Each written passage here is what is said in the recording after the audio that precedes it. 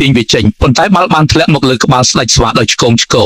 ស្វាទំពេចបានហែកវាចេញធ្វើឲ្យក្បាលស្ដេចស្វាប្រែជាទំពេចភ្លាមជាស្ថានភាពដ៏អាម៉ាស់មួយមេធ្មប់បានប្រាប់គោអំពីរឿងនេះដោយនិយាយថាបង្គោលឫស្សីត្រូវបានកំចាត់ចោលបើមិនដូច្នោះទេបល្ល័ង្កនឹងតកอยู่ในគ្រោះថ្នាក់ដូច្នេះពួកគេបានរៀបចំផែនការមួយ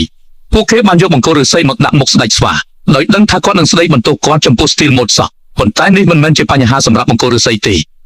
វាបេះបាល់បានយ៉ាងងាយស្រួលបន្ទាប់ពីបេះស្លឹកបៃតងពី3សន្លឹកហើយធ្វើការជាមួយវាមកុដដ៏ស្រស់ស្អាតមួយត្រូវបានបង្កើតឡើងប្រជាជនកុលសម្ព័ន្ធបានទះដៃនិងសរសើរវាបន្ទាប់មកបង្គោលឫស្សីបានប្រើស្លឹកឈូកនិងទឹកដើម្បីធ្វើកញ្ចក់ហើយស្ដេចស្វាបានឃើញមុខសង្ហាររបស់គាត់ជាលើកដំបូងបន្ទាប់មកបង្គោលឫស្សីបានទីតាមទំពាំងបាយជូរមួយចំនួនដាក់ស្លឹកបៃតងមួយចំនួនហើយធ្វើកៅអីព្យួរស្ដេចស្វាដេកលើវាហើយលាន់មាត់ថាវាមានអារម្មណ៍អស្ចារ្យប៉ុណ្ណានៅពេលដែលពួកគេជ្រមុជខ្លួនក្នុងក្លិនស្អុយមេធ្មប់អាក្រក់ដើម្បីសម្លាប់បង្គោលឫស្សីបានប្រើមន្តអាគមដើម្បីហៅហ្វូងកណ្ដូបនៅក្នុងភាពវឹកវរបង្គោលឫស្សីបានវាយស្ដេចស្វាធ្លាក់ពីច្រាំងថ្មចោលដោយចៃដន្យមេធ្មប់បានឆ្លៀតឱកាសចោលប្រកាន់បែមប៊ូផូលថាបានរៀបចំផែនការធ្វើឃាតស្ដេចស្វានិងរៀបចំផែនការដណ្ដើមរាជបល្ល័ង្កបែមប៊ូផូលបានក្លាយជាគោលដៅនៃកំហឹងរបស់មនុស្សគ្រប់គ្នាភ្លាមហើយត្រូវបានស្វាបង្ខំឲ្យទៅកេមច្រាំងថ្មចោលឆ្លៀតឱកាសនៃភាពវឹកវរនោះ Big Oak បានចាប់បែមប៊ូផូលដោយកហើយដោយមិនគិតពីការពន្យល់របស់បែមប៊ូផូលបានសម្រេចចិត្តសម្លាប់សាច់ញាតិរបស់ខ្លួនដើម្បីផលប្រយោជន៍រួមគាត់បានបោះប្អូនប្រុសរបស់គាត់ធ្លាក់ពីលើច្រាំងថ្មចោលប៉ុន្តែស្ដេចស្វាមិនបានស្លាប់ទេគាត់បានឡើងមកវិញហើយស្ដីបន្ទោសដានី